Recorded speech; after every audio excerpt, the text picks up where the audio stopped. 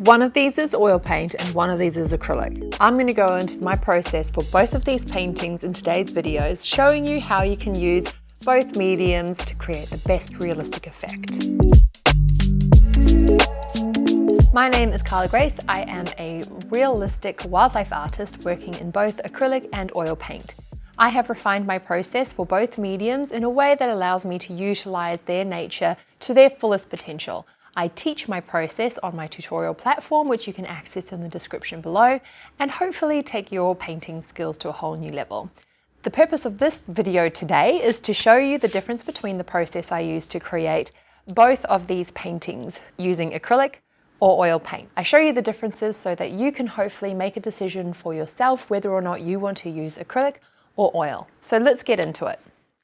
I have my iPad here that is going to play while I talk to you about both paintings, and I'll compare the differences between the process in both the acrylic and the oils, and we're going to just pretty much go through what I've done with both pieces. So I'm going to show you kind of step by step the process, starting at the very beginning with the toning. I toned both canvases using Payne's Grey. This is quite a muted dark shadow color, and it basically creates a foundation of a shadow tone without being pure black. I don't like working from pure black. I think that flattens the color, and I don't like working from pure white because that's the brightest highlight. I like to use a mid-range color, so for this particular piece I've chosen Payne's Grey, and that's simply because the overall undertone to this particular image is quite a cool, shadowy, muted color. So I went for the Payne's Grey because that is a cool base, and we're working with white tones, which is going to create a layer of warm and cool to create the depth and the contrast as well as the color that we need in order to create white without actually using pure white. The most notable difference in the way that I started these two paintings is the acrylic one. I did the background first. This is simply to create clean edges as I painted. I didn't really want to fuss too much on the background. It ended up being more realistic. And the oil painting, I started with the eyes just to create a really great base. The oil painting specifically is created using a bit of a blocking in process first. I created the base tones focusing on the eyes first and then expanding slowly throughout the rest of the portrait. I focused on your mid-range colors, both a little bit darker and a little bit lighter, and this just created our sections of color, of light and dark and shadow, and that really helped me to create the foundation that I needed to go forward. I did stop after the blocking in phase to allow that painting to dry before I came in with the second application, which is more detail focused. I left a lot of gaps between the tufts of fur using quite a large brush so that the brushwork was a little bit more gestural, and that allowed me to create a base texture to use in those later layers as I added more color. In the acrylic painting, I started off by obviously doing the background, but then I mapped in the black spots using my acrylic black, and then I did the eyes. So similar kind of start focus with both the oils and the acrylic. I started with the eyes to really get that balance and the intensity in the gaze straight away, and then I moved on to the fur. So even with the acrylic, I did the blocking in, which is just a really loose application of color across the whole portrait, creating that mid-range foundational tone for all of the patterns and all of the different directions and colors that I saw, kind of like a paint by number sort of application here. And that really helped me to establish those early colors and create quite definitive layers to work with going forward. Now, as you can tell, between both of them at this point, we've got quite a light application of color on the face. With the oil paint, this is still wet on wet. I haven't moved on to a new layer after it's been dried. Everything is still very wet, and I'm using that wet base to blend the colors together. And this is done according to the weight of the pigment, whether it's more opaque or transparent. And I'm not using muddying colors. I'm blending it all based on a value scale and working in slightly lighter or slightly darker according to the area that I'm using the paint on. And then I'm adding slight variations of colors to that. With the acrylic paint, I'm starting to refine my detail. So I focus on areas of light and then areas of dark, And there's a push and pull between the layers that I'm using with the acrylic paint, going from light to dark or dark to light.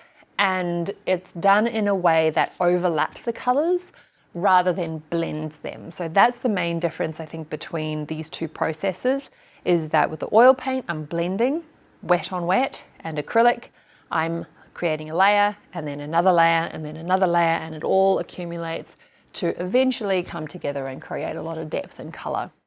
So the oil painting, as the same with the acrylic painting, I think the similarity here is the back and forth between light and dark. I still haven't progressed on to the drying sort of phase for the Snow Leopard in the oil paint. I'm waiting, I'm doing as much detail as I can before I add all that final detail. Whereas with the acrylic painting, I kind of just go detail fairly early on, and then I build up those layers. I use a lot of glazes. If you don't really know how to use glazes, then this tutorial is really great for you in your acrylic practice, because it uses a lot of glazes to create those soft sort of transitions between the white and the golden fur, and the depth of the fur as well. Really important there. So there's very little pure white in this. Most of the white that really looks white is because it's actually quite blue. So the cooler white tones in the shadows are more blue, and then the warmer white tones are more yellow. So that's how I differentiate between the shadow tones and the sunlit tones, or the areas in the sunlight. As we're getting into the final stages of the painting, we are starting to really focus on those key highlights, and obviously you're seeing whiskers appear and those really beautiful moist little bursts of light across the nose and the eye. And then it all sort of feels like it comes together quite quickly, especially in the acrylic painting, where I bring in those final details and then give the background one more layer of just a soft brushing effect to really tie the colors in and to create a little bit of a smooth, soft focus finish.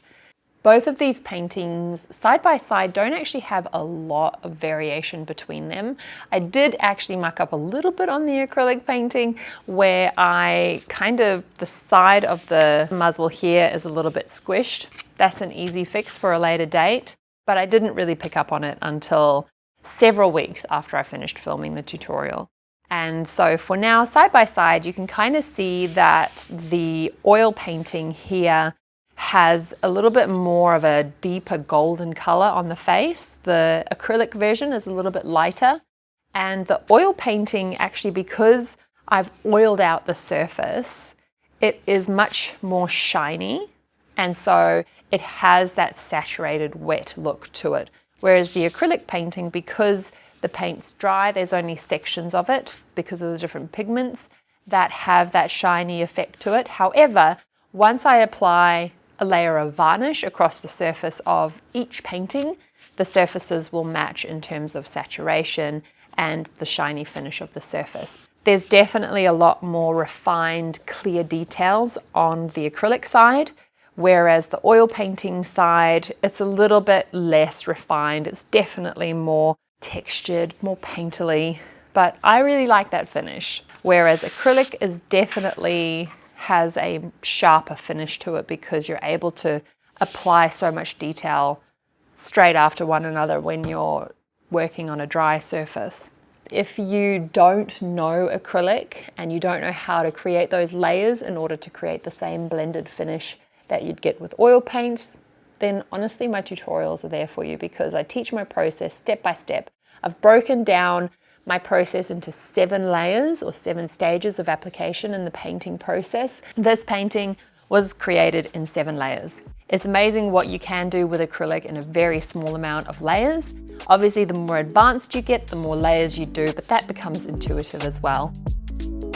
I hope that this video was helpful for you. If you would like to know more about my process, watch my tutorials and really take your wildlife art to whole new levels, whether it's in acrylic or oils, my tutorial platform is very easily accessible. Just follow the links in the description and you will find yourself there with a whole lot of options ahead of you.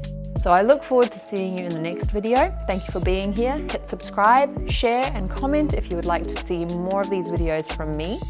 And until the next time, I hope you have a wonderful day and happy painting.